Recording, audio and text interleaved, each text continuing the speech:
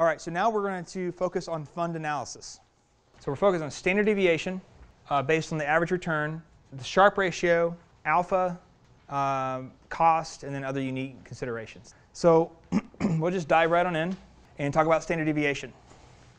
This standard deviation is how you measure risk. This is how I measure risk, and most investors do. So this is an example. I just pulled down SkyWest stock. This is what we used last year, so none of it's current. But this is its 200-day moving average cutting through here. And this is actual stock performance. So to help you visualize standard deviation, if you took the lowest point, the highest point, that's your standard deviation. So this is the average. This is up and down, right? So when you put that dollar in to invest at first, you know, your risk would be kind of high, but over time your risk number kind of comes down. So everything that we look at as far as how to build a portfolio is based on historical risk.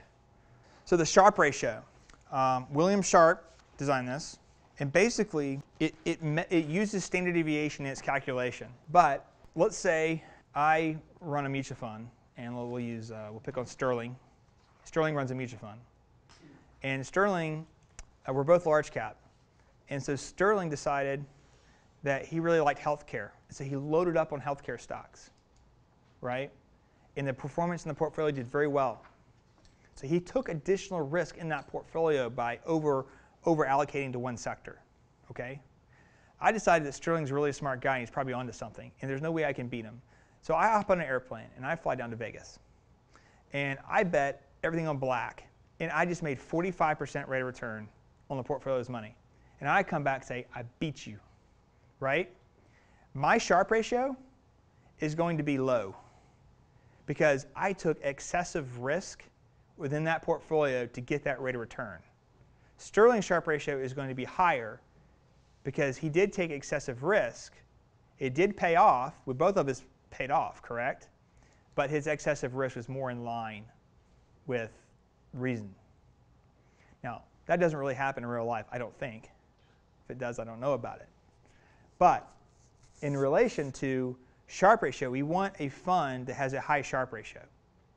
But a Sharpe ratio by itself means nothing. So we have two cases where we have a Sharpe ratio, but we only have one fund in that category. So it doesn't mean a whole lot to us. So we'll compare it to the other categories to get a perspective. But generally speaking, we want to compare Sharpe ratios. So the more risk you take, the higher you want the Sharpe ratio to be. So are these investment returns on the mutual fund due to smart decision making, or is it possibly just luck? Mine was just luck, right? So that's where the Sharpe ratio comes in. All right, when we talked about indexing, right, and how these fund managers have a hard time beating the index over long periods of time, one of the ways to measure that is called alpha. Alpha is a positive alpha of 1 means that it's outperformed the index by 1%. Now, not everything should be geared toward the S&P 500. So everybody has their own benchmark that they're tracking. Our numbers, the ones we show you, are all based on the appropriate index. So that's not all S&P 500. So all these things that we're talking about relate to the fund manager and the team that manages it, okay? So Sharpe ratio, is it excessive use of risk that got it there, or is he just really a good stock picker? Alpha just is a raw measurement. Is he actually beating the index? Costs are important. We really don't have necessarily 12B1 fees in our fund, but if you invested on your own in your own account, you'd have 12B1 fee charge. That's basically what's going to the advisor. They call it the advertising expense. It's called the used car solicitation expense. That's what they call it. But I talked about turnover earlier. In a mutual fund, turnover is very important. So if you have 100% turnover inside a mutual fund, that means on January 1, you held 50 companies. On December 31st of the same year, those companies have rotated by 100%. You don't own the same companies, or you bought and you sold them, or sold them and bought them back. Okay, that's turnover in the portfolio. So for every 100% turnover you have in a mutual fund, you can add 1.5% to the expenses that they tell you. We don't have to worry about taxes in the 401k, but if you think about a 401k plan and what's actually happening in a 401k plan or outside a 401k plan, if you buy a mutual fund at the end of the year, it's the worst time to buy a mutual fund on your own outside the 401k plan at the end of the year because you're going to get a tax distribution. and you'll have to pay taxes on money that you didn't actually make. That's the downside to mutual funds. Whether it's an index mutual fund or whether it's just a regular mutual fund, that's one of the downsides. You want to rather buy at the beginning of a year. There's a way around that. It's called exchange-traded funds, and that's another type of index fund. Exchange-traded funds don't have this problem, and it comes down to how they're created. So there's no negative tax consequences. If it makes a list, which I publish on my website, of the funds that pass through, ETFs that pass through negative tax consequences. All right, so we looked at turnover. You want to look at like concentrations of top holdings.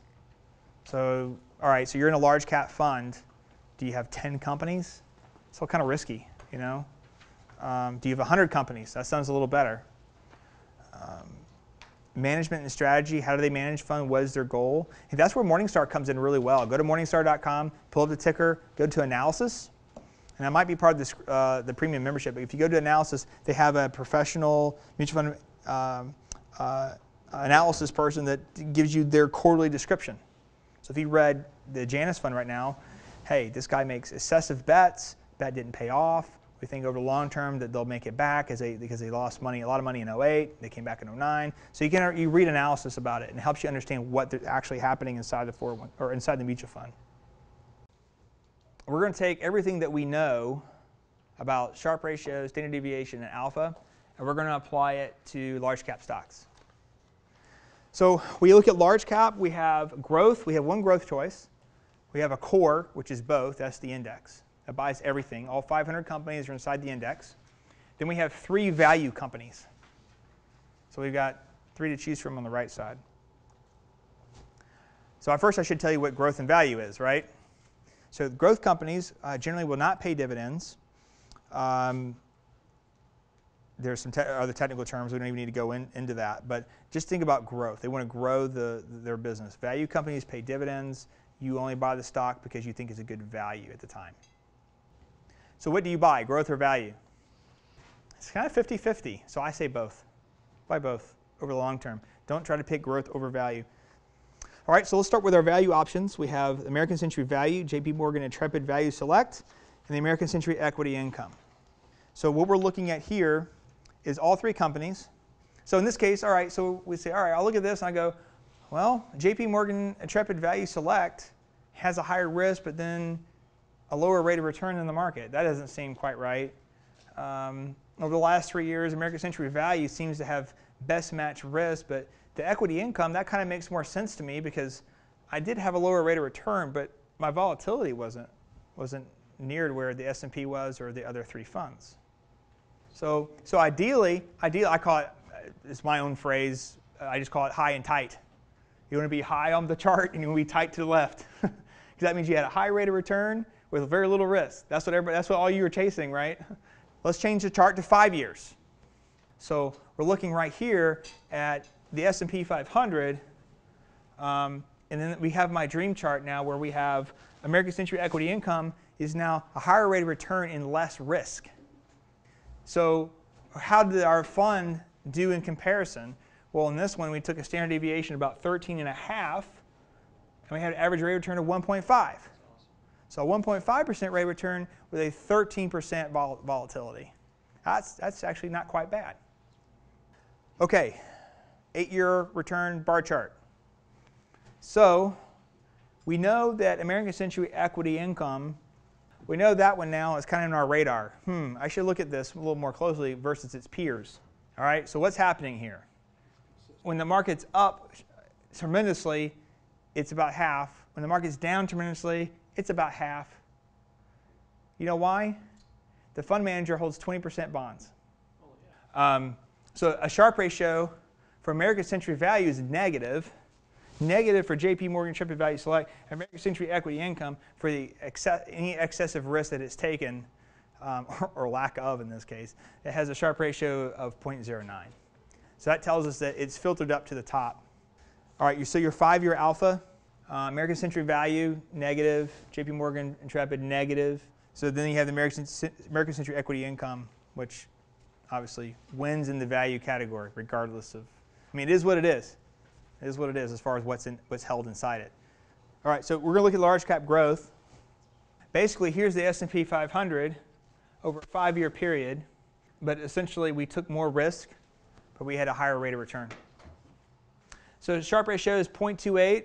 Alpha by itself at 5.33 is pretty darn good. So what that tells you is if you want to split the difference, if you're an active manager, if you like active management, people buying and selling your stuff, then maybe you pick half of your large cap allocation goes to the large cap growth fund, and then maybe the other half goes to the equity income fund. So then you get your value play and you got your large cap growth play. I say you scrap both of them and you go to the blend play, which is large cap JP Morgan equity index. Inside the equity index, what do you get? Everything. You own all 500 companies. You got the value companies, you got the growth companies. All right, so the equity index, you're going to get everything. You have zero manager risk. You have low cost, extreme diversification within the asset class. Now, your rate of return may not look pretty over the short term because people will beat the index over the short term. And that's where I have to keep your eyes focused. Your eyes toward the prize. Prize is age 65 or maybe earlier. You're focused on long term. You want to keep your costs low, maintain diversification, invest for the long term. That's where you want to use an index.